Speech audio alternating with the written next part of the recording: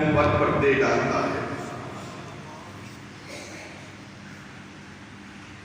یہ اس کی صفات ہوئی، اور نبی پاک صلی اللہ علیہ وسلم نے فرمایا اللہ رب العزت کی حدیث قدسی ہے، اللہ رب العزت نے فرمایا انا عند ظن عبدی بی، میں اپنے بندے کے گمان کے مطابق ہوں۔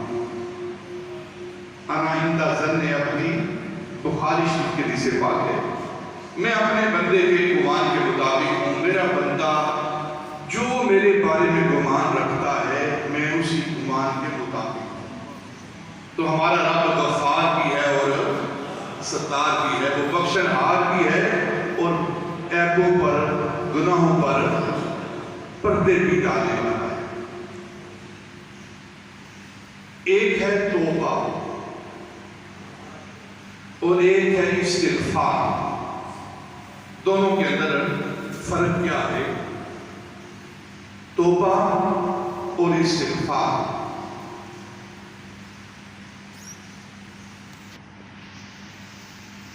انسان خلوص قلب کے ساتھ مصمم عزم کے ساتھ جب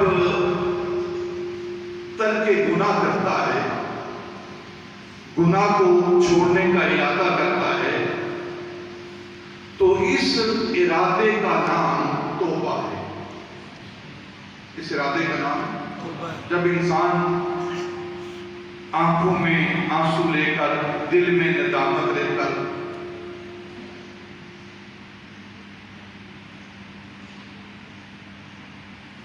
شرمندگی لے کر اللہ کی بارگاہ میں رجوع کرتا ہے، گناہوں کو چھوڑتا ہے اور اللہ کی طرف رجوع کرتا ہے، اس رجوع کا نام توبہ ہے۔ اس رجوع کا نام توبہ ہے، اس کو توبہ کہتے ہیں۔ یعنی وہ اخلاص کے ساتھ، پورے ارادے کے ساتھ گزشتہ زندگی کے گناہوں سے توبہ کر لے اور ان کو ترک کرنے کا ارادہ کر لے، تو اسے توبہ کہتے ہیں۔ اور پھر جو گزشتہ زندگی کے اندر انسان سے گناہ سرزد ہوئے ہیں، انسان سے غلطیاں سرزد ہوئی ہیں، انسان سے غفلتیں سرزد ہوئی ہیں، ان غلطیوں کی معافی طلب کرنا، بخشش طلب کرنا، اس کو استغفار کہتے ہیں۔ اس کو آئندہ زندگی کے اندر گناہ نہ کرنا، یہ عہد کرنا کہ میں آئندہ زندگی کے اندر گناہ نہیں کروں گا، اس کو توبہ کہتے ہیں۔ اور جو پچھلی زندگی کے اندر، گزشتہ زندگی کے اندر انسان سے گناہ سرزد ہوئے ہیں، ان گناہوں سے اللہ کی بارگاہ میں معافی طلب کرنا، اللہ سے بخشش طلب کرنا، اللہ سے مغفرت طلب کرنا، اس کو استغفار کہتے ہیں۔ دونوں کے اندر فرق معلوم ہو گیا آپ کو؟ استغفار، اس کا مادہ غفارہ، باب استفعال، باب استفعال کا خاصہ ہے طلب کرنا، مانگنا۔ تو گویا جب انسان استغفار کرتا ہے، معافی مانگتا ہے، تو اللہ رب العزت سے اس کی بخشش کو طلب کرتا ہے، اے اللہ میرے گناہوں کو معاف فرما کر میری بخشش فرما دے، مجھے جنت عطا کر دے۔ اس کو استغفار کہتے ہیں۔ اور غفارہ کا معنی ہے معافی طلب کرنا۔ اللہ رب العزت کے حوالے سے قرآن پاک کے اندر جو اس الفاظ اور جو اسماء بیان ہوئے ہیں، غافر الذنب، یہ اللہ رب العزت کے اسماء میں سے ایک اسم ہے، غافر الذنب، غافر۔ دوسرا اسم اللہ رب العزت کے لیے جو استعمال ہوتا ہے وہ ہے الغفور الرحیم، وہ غفور ہے۔ تیسرا لفظ جو اللہ رب العزت کے لیے استعمال ہوتا ہے وہ ہے غفار، یہ تینوں کا مادہ غفرہ ہے. غفار ہو، غفور ہو یا غافر ہو، تینوں کا معنی بخشنہار ہے. غفار اور غفور یہ مبالغے کے سیغے ہیں، یعنی بہت زیادہ بخشنے والا، بہت زیادہ مغفرت کرنے والا. اور غافر الذنب کا معنی ہے، یہ فاعل کا صیغہ ہے، یعنی کہ وہ بخشنے والا ہے. تو جب انسان اللہ رب العزت کی ذات سے، اس کی ہستی سے اپنے گناہوں کی معافی طلب کرتا ہے، اپنے گناہوں پر بخشش طلب کرتا ہے، تو گویا وہ اللہ رب العزت کی بارگاہ میں استغفار کرتا ہے. اب اس کے بندوں میں استغفار کرنے والوں کی تین کیٹیگریز میں، تین حیثیتیں ہیں، تین طرح کے بندے ہیں جو اللہ سے استغفار طلب کرتے ہیں. ایک ہے عام گنہگاروں کا، عام مومنوں کا، عام مسلمانوں کا اللہ کی بارگاہ میں استغفار کرنا. جیسے ہم گنہگار ہیں، ہم اپنے گناہوں پر اللہ رب العزت سے معافی طلب کرتے ہیں، استغفار طلب کرتے ہیں، بخشش طلب کرتے ہیں. ایک ہے عام گنہگاروں کا اللہ کی بارگاہ سے بخشش اور مغفرت طلب کرنا. ایک ہے اولیاء اللہ کا، نیک بندوں کا، صالحین کا، مقربین کا اللہ کی بارگاہ میں استغفار کرنا. پہلا عام لوگوں کا، عام ایمان والوں کا اللہ کی بارگاہ سے استغفار کرنا، معافی طلب کرنا. اور ایک ہے اولیاء اللہ کا، نیک پاک لوگوں کا استغفار کرنا، صالحین کا، مقربین کا استغفار کرنا. اور ایک ہے انبیاء کا، رسولوں کا اور امام الانبیاء کا، نبی پاک صلی اللہ علیہ وسلم کی ذات کا اللہ کی بارگاہ سے استغفار طلب کرنا. تینوں کا استغفار جدا جدا ہے، ایک جیسا نہیں. تینوں کا استغفار اللہ کی بارگاہ سے استغفار کرنا تینوں کا جدا جدا ہے. جب تینوں انسانوں کا، تینوں عباد کا، تینوں عبدوں کا، تینوں مخلوقوں کا استغفار برابر نہیں، جب تینوں کا استغفار برابر نہیں تو پھر تینوں کی زندگیاں بھی برابر نہیں. عام شخص کا، عام گنہگار کا اللہ کی بارگاہ سے استغفار طلب کرنا، اس کا معنی کیا ہے کہ وہ انسان گناہ کرتا ہے، اللہ کی نافرمانی کرتا ہے، اس کی حکم عدولی کرتا ہے، اس کے کیے ہوئے احکام کو چھوڑتا ہے، تو ان احکام کے چھوڑنے پر، حکم عدولی پر، گناہوں پر وہ اللہ سے معافی طلب کرتا ہے، بخشش طلب کرتا ہے.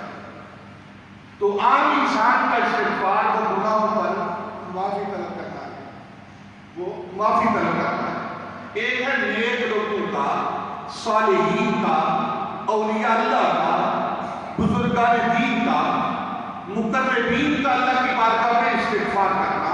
اس کا معنی کیا ہے؟ اس کا معنی وہ اپنے گناہوں پر اللہ کی بارگاہ سے بخشش طلب نہیں کرتے، کیونکہ اگر گناہ ہو تو نیکی نہ ہو، اللہ کے مقربی نہ ہو،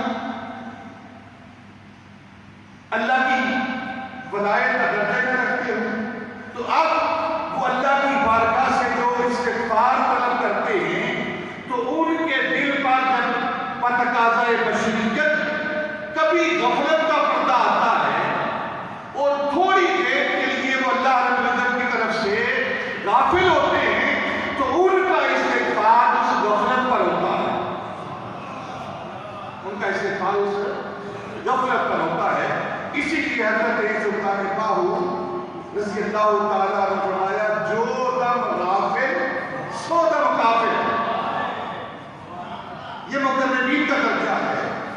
عام لوگوں کا درد ہے، ہم تو ہر وقت غافل رہتے ہیں اللہ سے، ہر وقت اللہ سے ہم غافل رہتے ہیں. لیکن جو اولیاء اللہ ہیں، جو دین ہیں، نیک پارسا لوگ ہیں، وہ اللہ اور اس کے رسول سے غافل نہیں ہوتے. لیکن بشری تقاضا ہے، وہ بشریت کا مجسمہ ہے، کسی وقت ان کے قلب پانی پر پردہ حائل ہوتا ہے. لیوان علی قلبی، ایک پردہ بشریت کا حائل ہوتا ہے.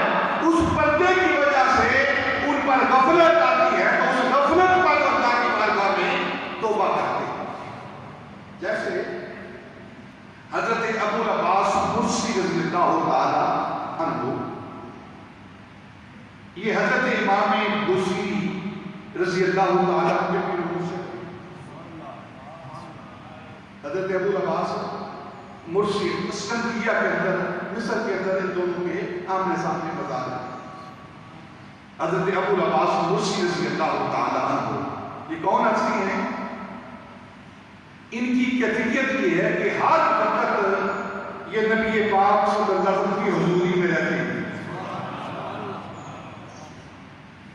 ہر وقت نبی پاک کی حضوری میں رہتے ہیں اور خود فرماتے ہیں کہ اگر میں اپنی زندگی کے ایک لمحہ بھی اپنی آنکھوں سے نبی پاک کو جدا دیکھوں تو اس وقت میں اپنے آپ کو مسلمان ہی نہیں سمجھتا. یہ وہ حضرت ابو العباس مرسی رضی اللہ تعالیٰ عنہ ہیں. یہ وہ ہستی ہیں کہ نماز پڑھ رہے تھے حضرت ابو العباس مرسی، اور ان کی حضوری کیا ہے، ان کی کیفیت کیا ہے، نبی پاک صلی اللہ علیہ وسلم کی بارگاہ میں ان کا قرب کیا ہے کہ آپ نماز پڑھ رہے ہیں، اللہ یاد بیٹھے ہوئے ہیں، السلام علیکم ایھا النبی، آپ نے پڑھا. اور جب انسان پڑھتا ہے اس کے بعد آگے چلا جاتا ہے، آگے پڑھتا ہے، دوسرے پاک پڑھتا ہے، انسان کی بات پھر دعا کرتا ہے. تو ساتھ ایک شخص نماز پڑھ رہا تھا آپ کے، تو آپ السلام علیکم ایھا النبی کہا، آگے نہیں بڑھے، پھر دوسری بار کہا، تیسری بار کہا، چوتھی بار کہا، پانچویں بار کہا، چھٹی بار کہا، حتیٰ کہ 500 مرتبہ السلام علیکم ایھا النبی، السلام علیکم ایھا النبی، السلام علیکم ایھا النبی، السلام علیکم ایھا النبی، اے نبی سلام علیکم، اے نبی سلام علیکم، اے نبی سلام علیکم. 500 بار کہا، اس کا سلام پھیرا تو ساتھ والے شخص نے کہا آپ نماز پڑھے عجیب آپ کی ہو، 500 بار کہا ہے آپ کی نماز نہیں ہوئی، آپ کی نماز نہیں ہوئی. ایک بار میں کہ آگے چلے جاتے ہیں، آپ نے فرمایا بات کچھ یوں ہے کہ پہلے میں جب بھی نماز پڑھتا تھا، اتحیات بیٹھتا تھا، اتحیات کے اندر جب میں السلام علیکم ایھا النبی کو کہتا تھا تو فوراً مجھے حضور کی بارگاہ سے جواب آتا تھا، وعلیکم السلام، وعلیکم السلام کا جواب آتا تھا. اور آج ایسا معاملہ ہوا ہے کہ میں نے ایک بار کہا جواب نہ آیا، 2 بار کہا جواب نہ آیا، 5 بار کہا جواب نہ آیا، 100 بار کہا جواب نہ آیا، اور میں بھی اس وقت تک کرتا تھا جب تک میرے آقا نے مجھے جواب نہ دیا.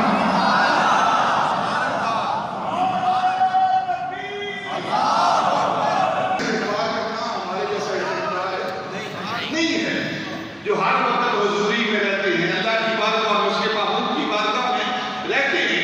بھلا ان کا استغفار اور ہم جیسے گنہگاروں کا استغفار برابر ہے؟ نہ، برابر نہیں ہے. وہ اللہ کے حضور میں رہتے ہیں. جب کبھی بشریت قانون کے مطابق، دنیا کی ہوا و حوث کے مطابق، اور کسی کا ذل اور پردہ پڑنے کی وجہ سے، کسی گنہگار کا ان پر سایہ پڑنے کی وجہ سے اگر ان پر غفلت آتی ہے،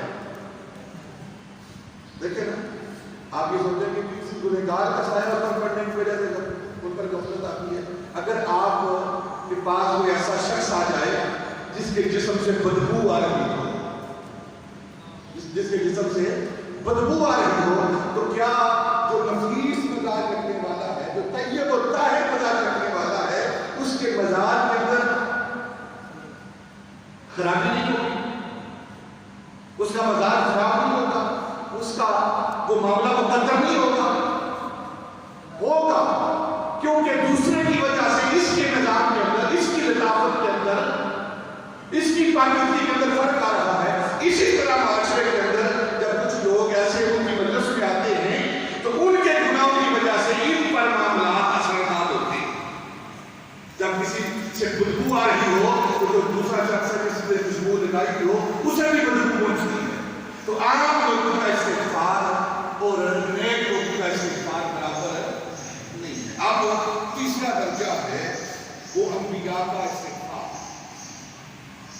انبیاء کا استغفار کرنا، نبی پاک امام الانبیاء کا استغفار کرنا۔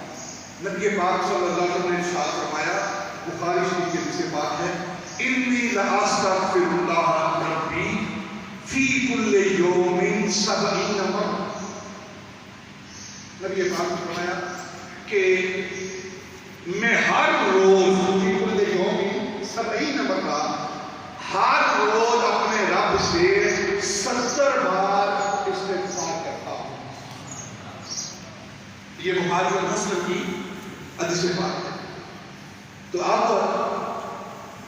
نبی پاک فرماتے ہیں کہ میں دن میں 70 بار اللہ سے معافی طلب کرتا ہوں، اللہ سے استغفار کرتا ہوں۔ نبی پاک فرما رہے ہیں جو امام الانبیاء، عام لوگوں کا استغفار، نیک لوگوں کا استغفار، اور جن کے عمل سے نیکی بنتی ہے، جن کے عمل سے نیکی بنتی ہے، وہ ذات مصطفیٰ ہے۔ مصطفیٰ جو کرے وہ نیکی ہے، مصطفیٰ جو کر دے وہ نیکی ہے، اور جس سے مصطفیٰ منع کر دے وہ گناہ ہے۔ گناہ اور نیکی کا تصور کیا ہے؟ جس سے نبی پاک نے منع کر دیا وہ گناہ ہے، اور جو عمل نبی پاک نے کر دیا وہ نیکی ہے۔ جن کا عمل نیکی بنتا ہے، جن کا کرنا نیکی بن جاتا ہے، وہ کتنے نیک اور طیب اور نافع ہوں گے، کتنے پاکیزہ ہوں گے۔ اور ہمارا اہل سنت کا یہ عقیدہ ہے، ایمان ہے کہ کعبہ اتنا پاک نہیں جتنا ہمارے نبی پاک کی ذات پاک ہے۔ کعبہ اتنا پاک نہیں، کعبہ پاک ہے، کعبہ پاک ہے، اس کی پاکیزگی کے اندر ہمیں کوئی شک نہیں، لیکن کعبہ اتنا پاک نہیں جتنا ہمارا آقا مولا پاک ہے، جتنے ہمارے نبی پاک پاک ہیں۔ کیا اس کی دلیل کیا ہے؟ اس کی دلیل یہ ہے کہ ایک وقت تھا کہ 360 بت جو نجس ہیں، قرآن نے جنہیں نجس کہا ہے، وہ کعبے کے اندر پڑے ہوئے تھے، اور زندگی کا ایک لمحہ بھی ایسا نہیں آیا کہ نبی پاک کے قلب کے اندر، نبی پاک کے کعبہ دل کے اندر سوائے خدا کے کسی اور کی جگہ ہو۔ ایک وقت تھا کعبے کے اندر 360 بت تھے، 360 بت تھے، لیکن نبی پاک صلی اللہ علیہ وسلم ازل سے لے کر ابد تک، ابتدا سے لے کر انتہا تک، نبی پاک کی زندگی کے اندر ایک لمحہ بھی ایسا نہیں آیا کہ آپ کے قلب اطہر کے اندر، کعبہ دل کے اندر اللہ کے سوا کوئی اور جگہ ہو۔ ایسی بات ہستی ہے نبی پاک صلی اللہ علیہ وسلم، اور آپ دن میں آپ فرماتے 70 بار میں استغفار کرتا ہوں۔ اب نبی پاک صلی اللہ علیہ وسلم کا استغفار کرنا کیا معنی رکھتا ہے؟ عام حدیث پڑھنے والے اپنے آپ کو اہل حدیث کہلانے والے کہتے ہیں دیکھو وہ بھی استغفار کرتے ہیں، ہم بھی استغفار کرتے ہیں، برابر ہے۔ لیکن جب تک نبی پاک کے قدموں میں بیٹھ کر آپ سے نور علم نہ لیا جائے، نور نبوت نہ لیا جائے، فیض نبوت نہ لیا جائے، تب تک حدیث سمجھ نہیں آتی، تب تک حدیث سمجھ نہیں آتی۔ جب تک نور علم اور نور نبوت سے فیض نہ لیا جائے، نبی پاک کا استغفار کرنا، اس کا معنی کیا ہے؟ لوگ کہتے ہیں اس میں کسر شان ہے، برابری ہے، عام لوگوں کی طرح ہے۔ نہ، یہ نبی پاک کی شان ہے کہ آپ استغفار کرتے ہیں۔ ہمارا استغفار کرنا یہ گناہوں سے معافی مانگنا ہے، اور نبی پاک جب استغفار کرتے ہیں تو یہ آپ کی شان بڑھتی ہے، آپ کی شان مرتبہ بلند ہوتا ہے۔ اس کی مثال کیا ہے؟ انبیاء جو استغفار طلب کرتے ہیں، معافی طلب کرتے ہیں اللہ کی بارگاہ سے، تو وہ کیا ہے کہ ایک مقام سے نبی جب دوسرے مقام پر جاتا ہے، پہلے مقام سے اوپر والے مقام پر جب نبی جاتا ہے تو وہ پہلا جو مقام ہے، جو پہلی بلندی ہے، اس سے وہ توبہ کرتا ہے، استغفار کرتا ہے۔ اس کی مثال دیتا ہوں تاکہ بات آسان ہو جائے اور دل کے اندر بیٹھ جائے۔ انسان سب کے اوپر جاتا ہے سیڑھی کے زینوں کے ذریعے، سیڑھی کے ذریعے اس کے سٹیپس ہیں، اس کے زینے ہیں، اس کے پائیدار نہیں ہے، تو اب انسان پہلا قدم رکھتا ہے، پہلا سیڑھی کے اوپر جو سٹیپ ہوتا ہے وہ پہلا قدم رکھتا ہے. اب پہلا قدم جو ہے وہ زمین سے اوپر ہے، اونچا ہے، وہ زمین سے اونچا ہے. اب زمین اور پہلا سٹیپ برابر نہیں. اگر کوئی زمین پر کھڑا ہو کر کے کہ میں وہ پہلے سٹیپ والے کے برابر ہوں تو اس کی غلطی ہے. وہ نیچے ہے اور وہ پہلے سٹیپ پر قدم رکھنے والا اس سے اوپر والا قدم رکھتا ہے. تو اب جب دوسرے سٹیپ پر قدم رکھتا ہے تو پہلا درجہ جو ہے وہ نیچے ہو جاتا ہے، وہ دوسرے درجے پر پاؤں رکھتا ہے. تو اب دوسرا درجہ پانے کے بعد پہلا درجہ اس کے لیے نیچے والا مقام ہے. جب تیسرے سٹیپ پر قدم رکھتا ہے تو پھر پہلے دونوں جو سٹیپس ہیں وہ اس کے لیے تیسرا درجہ رکھتے ہیں. تو نبی پاک صلی اللہ علیہ وسلم فرماتے ہیں کہ میں دن میں 70 بار اللہ کی بارگاہ میں استغفار کرتا ہوں. کس چیز سے استغفار کرتا ہوں؟ ہر پہلے درجے سے جب مجھے اوپر والا درجہ ملتا ہے، ہر نیچے والے درجے سے جب مجھے بلند درجہ ملتا ہے، تو جو نیچے والا درجہ